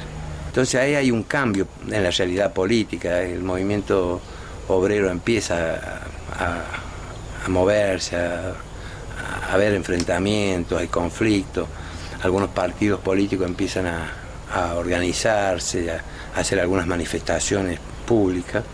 Y entonces se empieza a achicar el espacio que tienen los militares en cuanto a una absoluta impunidad sobre los presos. Y empieza a estar planteado la posibilidad de salir en libertad. Hay algunas historias así muy lindas, por ejemplo, alrededor del 80 nos dan un televisor. Pero para verduguearnos desconectan el sonido. Entonces 2 compañeros se ponían una toalla así, se ponían al lado e iban haciendo los diálogos, iban contando, ¿no? Nos reíamos, era divertidísimo, ¿no? Porque le ponían nombre a los personajes, las novelas, veíamos cualquier cosa, era con tal de ver cualquiera veíamos, ¿no? Y claro, nos divertíamos tanto y nos reíamos tanto que a los 15 días, o al mes, no me acuerdo, vienen y nos conectan el cablecito del sonido y ya no nos dejan hacer más eso, ¿viste? Y yo nos había arruinado el programa, ¿viste? Ya no, las novelas eran aburridísimas, no tenían ninguna gracia. O sea, la gracia estaba en la creatividad de los compañeros por eso, digamos, siempre... O sea que en realidad estamos bien gracias a los compañeros, gracias a esas cosas social, colectiva, solidaria, ¿no? Muy fraternal que había, ¿no? ¿Cuál sos vos? Chiquito. ¿Qué edad tenía? ¿Ah? ¿Qué edad tenía en esa época? 23 años.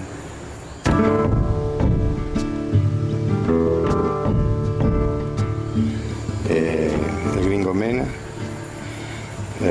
Ricardo Gorriarán, Osatinsky, Carlos Goldenberg, Anita Weissman, Negro Quieto, Santucho, yo, un abogado chileno, Fernando Vaca, Narvaja, Gustavo Roca, Eduardo Dualde y el gallego Palmero, Fernando Palmero.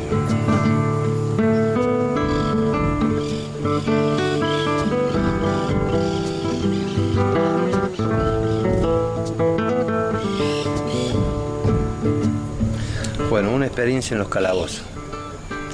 En cierta oportunidad fui sancionado y conducido a los calabozos por 30 días. Apenas me encerraron luego de la requisa y malos tratos habituales, me propuse estudiar qué ocurría con un preso cuando era encerrado en los calabozos. Reflexionando unos minutos sobre esto, llegué a la conclusión que lo que primero debía hacer era modificar en mí mismo la actitud casi natural de relajarse, de adoptar una actitud pasiva ante esa situación de impotencia. Y valoré como positiva esa primera actitud activa de querer estudiar qué pasaba en el calabozo.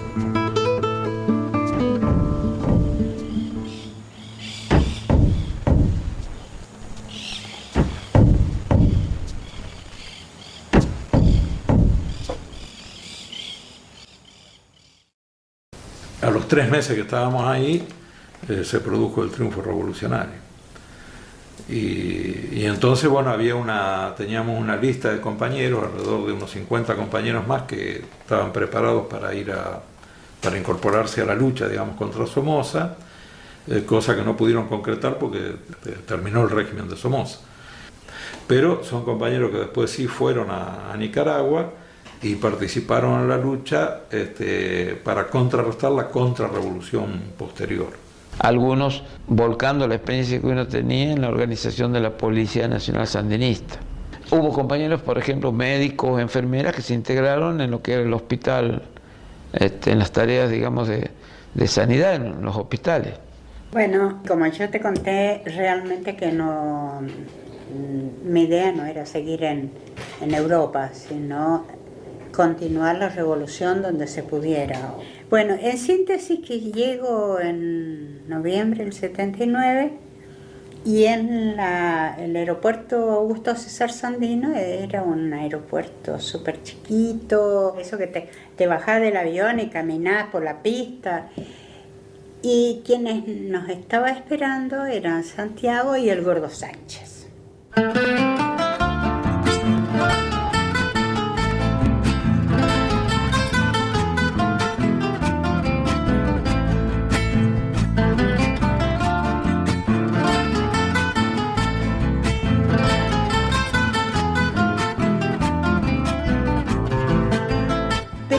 al INRA, el Instituto Nacional de la Reforma Agraria, y ahí conseguí, yo como médica, mi marido como promotor de salud, y Kaisa, la enfermera argentina que está acá, que también era del PRT, vamos los tres a cubrir las necesidades sanitarias. Fuimos el primer equipo médico que salió para el campo, para llevar la salud al campo. Bueno, y después yo seguí viviendo en la montaña todo el tiempo.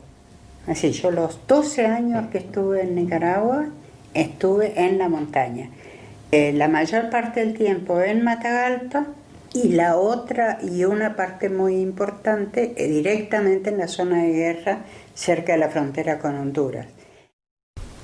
Cuando Somoza escapa de Nicaragua, eso se produce el 17 de julio, 2 días antes del triunfo definitivo, el 17 de julio del 79, bueno, él va inicialmente a Estados Unidos, pero ahí no tiene la recepción que esperaba porque justo estaba Carter en el gobierno, que fue como un impasse en la doctrina de seguridad nacional, ¿no? Entonces él ahí se va a Paraguay, no solo por la protección que le iba a brindar Stroessner, que es más o menos lo que comúnmente uno tiende a pensar cuando ve los personajes, sino por el vínculo con la dictadura argentina.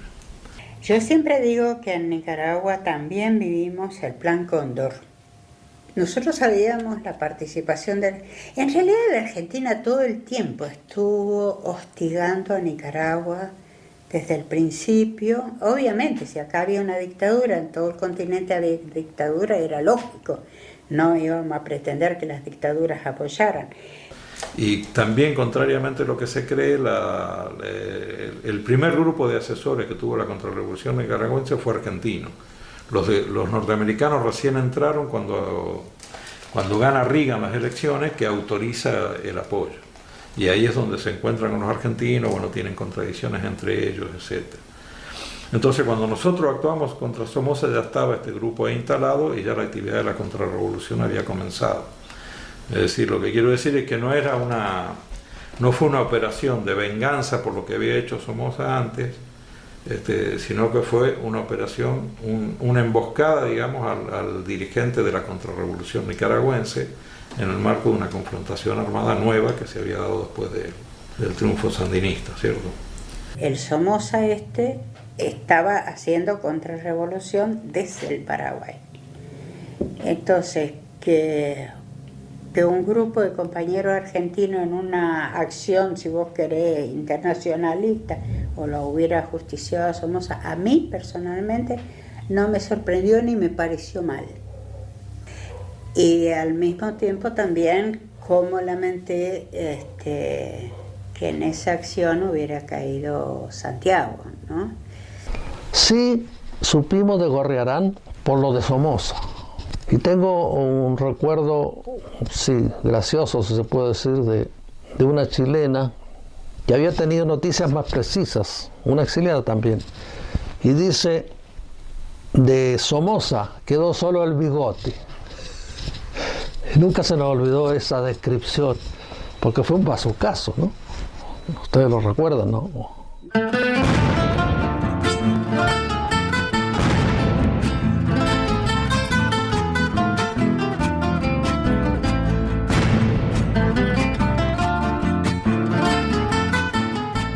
Compañero Enrique tenía un gran amor por Nicaragua y eso lo demostró en la práctica. Luego quiso venir a Nicaragua y no lo dejaron entrar, pero entonces nosotros retomamos su nombre y dijimos, a este espacio le vamos a poner el nombre del Enrique Gorriarán Merlo. Yo soy de un pueblo pequeño, pequeño como un gorrión, con medio siglo de sueños, de vergüenza y de valor. Yo soy de un pueblo sencillo como la palabra Juan, como el amor que yo entrego, como el amor que me dan. Yo soy de un pueblo nacido entre fusil y cantar, que de tanto haber sufrido tiene mucho que enseñar. Hermano de tantos pueblos que han querido separar, porque saben que aún pequeños juntos somos un volcán. Porque saben que aún pequeños juntos somos un volcán.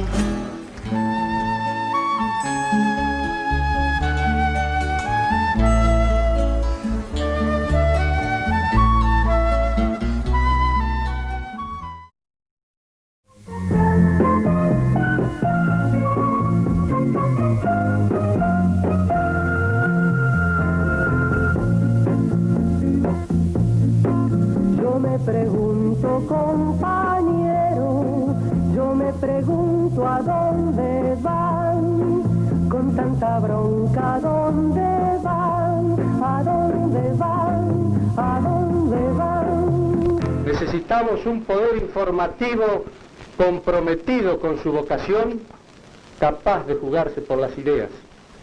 La historia de la violencia política en Argentina todavía no fue escrita. Es cierto que había jóvenes soñadores, pero también había organizaciones cerradas, autoritarias, aisladas de la gente, que jamás tomaron en cuenta a la democracia como un valor. La democracia no era un valor para ser sostenido, era a lo sumo un atajo para llegar antes al poder. Y en verdad, casi toda la cultura de la época dejó de tener en cuenta a la democracia. ¿Alcanza la cultura de la época para explicarlo todo? ¿Alcanza a decir fuimos fruto del Mayo francés, o de Vietnam, o de Argelia, o de Cuba? ¿Cuáles son los nexos entre el asesinato de Aramburu y Woodstock? Ese movimiento se infiltró en nuestra sociedad, sembró armas en América Pacífica, engañó a jóvenes y adultos, enseñó a matar. Así se asesinó, se copó aviones civiles y con frases hechas y arteros procederes confundieron las mentes.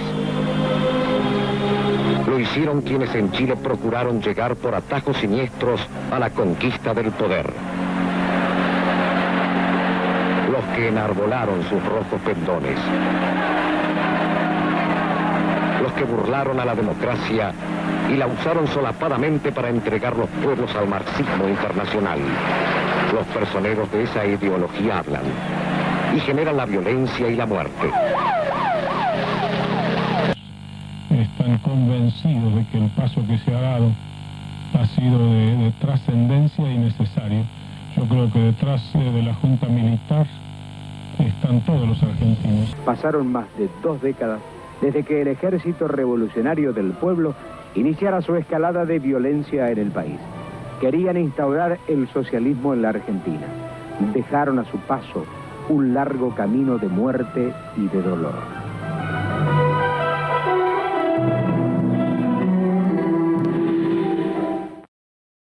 He discutido muchísimo, yo he leído las críticas y los debates, he hablado con compañeros respecto de eso.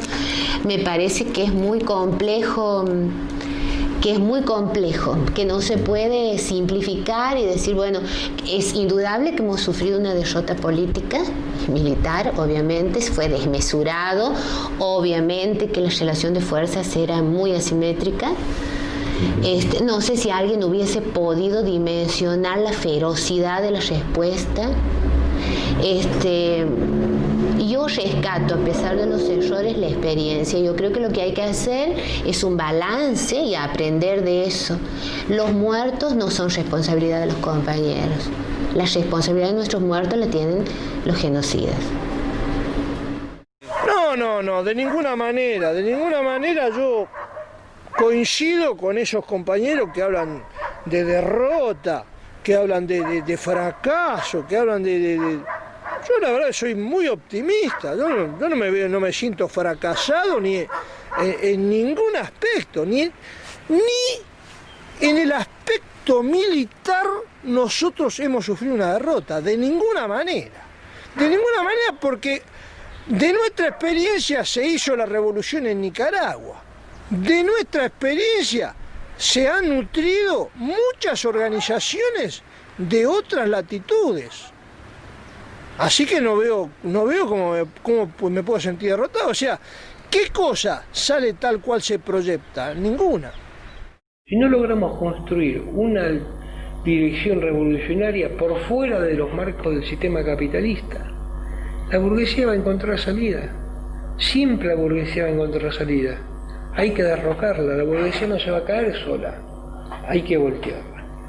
Y para eso es necesario un partido revolucionario, un frente de liberación dirigido por los trabajadores y un ejército revolucionario.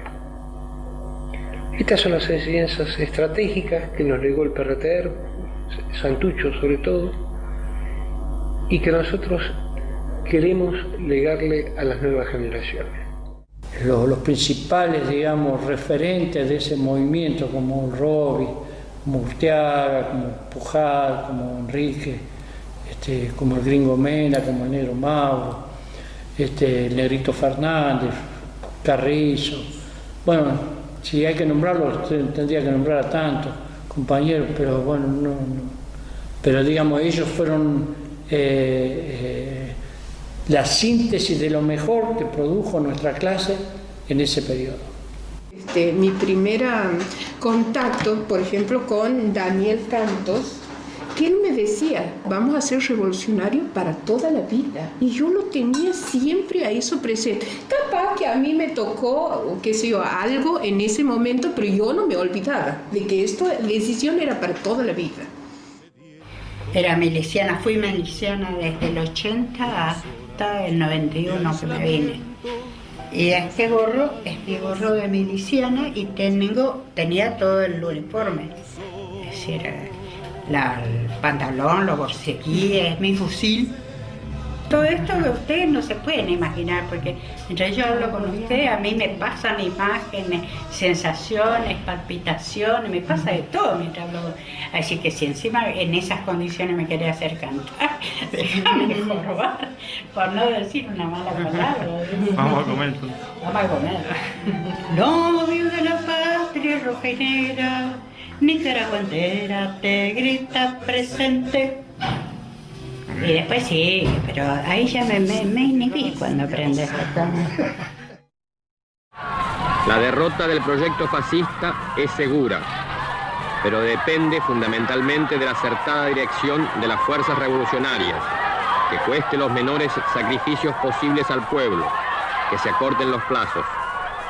La historia nos ha lanzado el reto. Los compañeros que han caído en la lucha esperan lo mejor de nosotros. Asumimos la responsabilidad con confianza, con seguridad en el éxito, con plena fe en la victoria, pues nos impulsa una causa justa y nos guía el ejemplo de nuestro inolvidable comandante. Eso muestra que el recuerdo de nuestros héroes permanece y permanecerá siempre en el sentimiento de nuestro pueblo y serán esgrimidos como bandera en la continuación de la lucha por la independencia de nuestra patria, por la liberación social de nuestro pueblo, en la continuación de esta lucha, de esta guerra revolucionaria que ha emprendido el pueblo argentino y que no cejará, no disminuirá, no se debilitará hasta el triunfo final, hasta el triunfo de la revolución socialista. Muchas gracias, Santucho. Por las sendas argentinas va marchando el RP, incorporando a sus filas al pueblo que tiene fe. Va marchando al combate en pos de la revolución, que entrega al pueblo el mando de esta grandiosa nación. Adelante, compañeros, adelante sin parar, que con nuestro pueblo en armas nada ya nos detendrá. Que con nuestro pueblo en armas nada ya nos detendrá.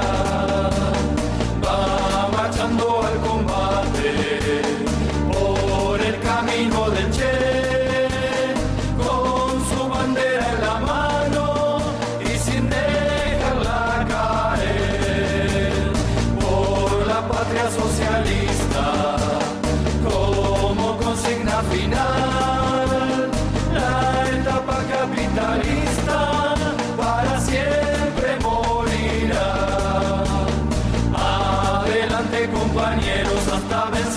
morir.